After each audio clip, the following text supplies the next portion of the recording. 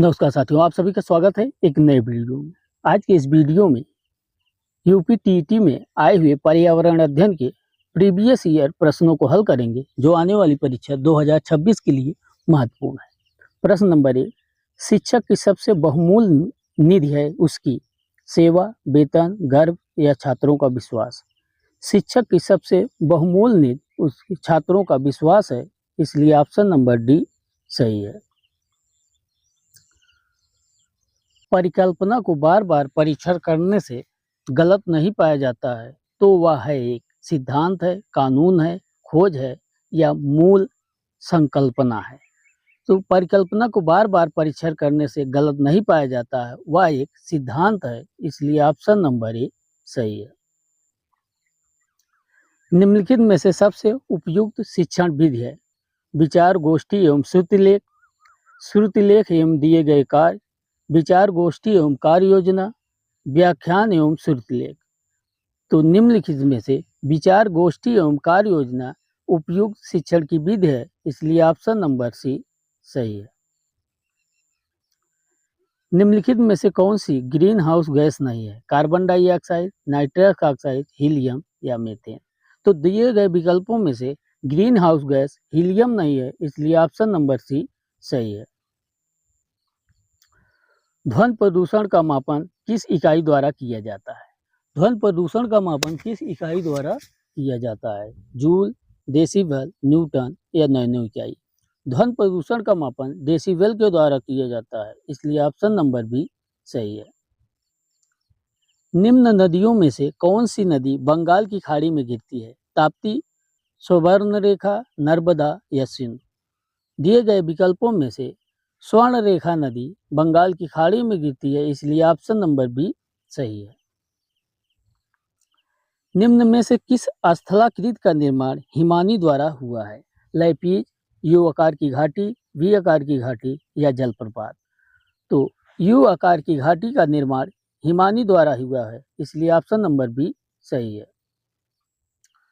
राकेश कक्षा 5 पर्यावरण विज्ञान शिक्षक द्वारा दिए गए कार्य को समय से प्रस्तुत नहीं करता है, अतः सबसे उपयुक्त सुधारात्मक उपाय हो सकता है प्रधानाध्यापक की जानकारी में लाना, खेल की कक्षा में जाने पर प्रतिबंध लगाना, उसकी अनियमितताओं के कारण जो जानकार उसे सही मार्गदर्शन देना, उसकी अनियमितताओं की लिखित जानकारी माता पिता को देना।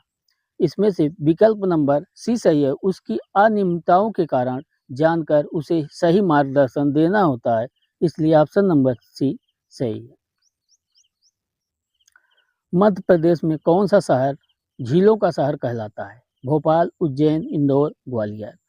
तो भोपाल को झीलों का शहर कहा जाता है, इसलिए ऑप्शन नंबर ए सही है।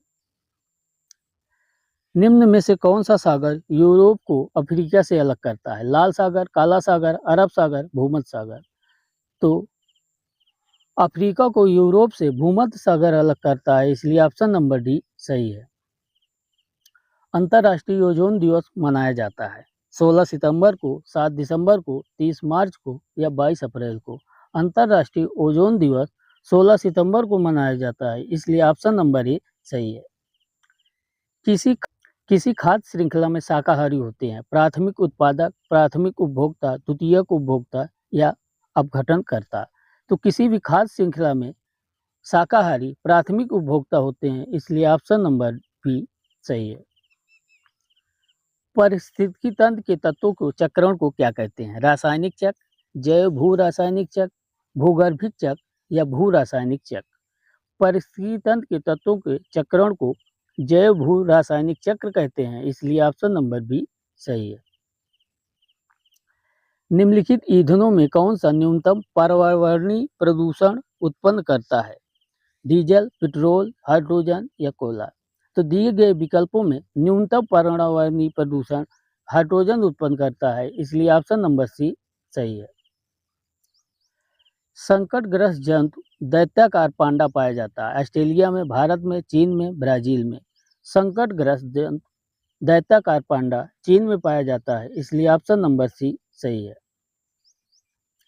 निम्नलिखित किस गैस के कारण भोपाल गैस त्रासदी हुई थी? क्लोरोफ्लोरोकार्बन के कारण, कार्बन डाइऑक्साइड के कारण, नाइट्रस ऑक्साइड के कारण या मिथाइल आइसोसाइनेट के कारण। तो भोपाल गैस त्रासदी मिथाइल आइसोसाइनेट के कारण हुई थी, इसलिए ऑप्शन नंबर डी सही है। किस देश में क्रिसमस का त्यौहार गर्मियों में मनाया जाता है? Japan, Bharat, Australia, America. तो ऑस्ट्रेलिया में क्रिसमस का त्यौहार गर्मियों में मनाया जाता है, इसलिए ऑप्शन नंबर सी सही है।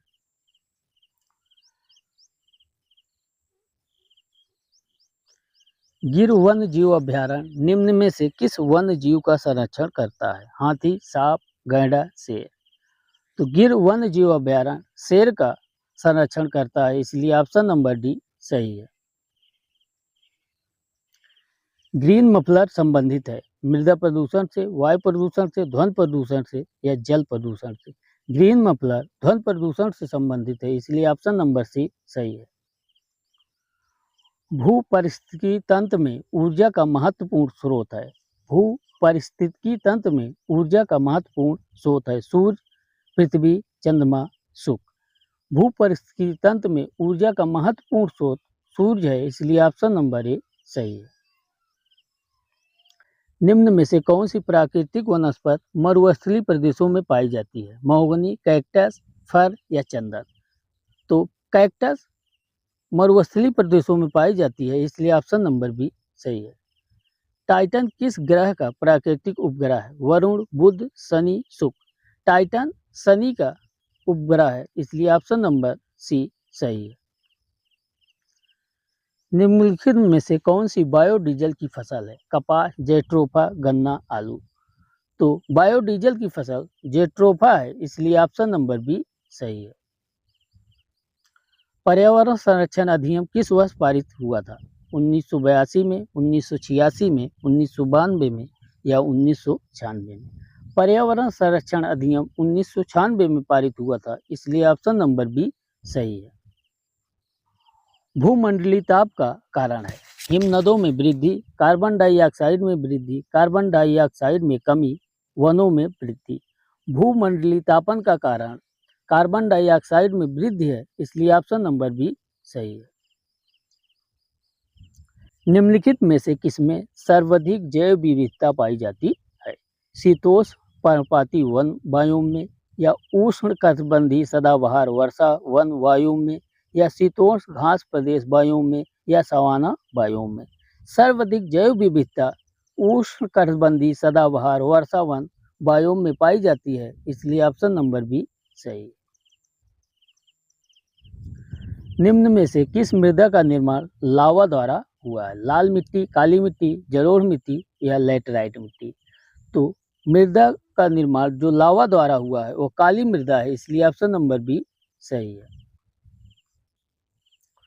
वायुमंडल की कौन सी परत प्रकाश की परावैंगनी किरणों को पृथ्वी की सतह पर आने से रोकती है? समताप मंडल, क्षोभ मंडल, आयन मंडल, मध्य मंडल? समताप मंडल परावैंगनी किरणों पर पृथ्वी पर आने से रोकती है, इसलिए ऑप्शन नंबर ए सही है। गंगा एक्शन प्लान को लाने का उद्देश्य निम्नलिखित में से किस सुधार हेतु है? जल की गुणवत्ता, जल का वेग, जल की प्रचुरता या जल के तापमान? गंगा एक्शन प्लान को लाने का उद्देश्य जल की गुणवत्ता से है, इसलिए ऑप्शन नंबर ए सही है। निम्नलिखित में कौन सा वृक्ष जैविक कीटनाशक का उत्पादक है? निम्नलिखित में कौन सा वृक्ष जैविक कीटनाशक का उत्पादक है? नीम, देवदार, चीड़, ओक? जैविक कीटनाशक उत्पादक का पेड़ नीम है, इसलिए ऑप्शन नंबर ए सही है। आज के लिए इतना ही। वीडियो अच्छी लगी हो तो लाइक करें, चैनल को सब्सक्राइब करें। धन्यवाद।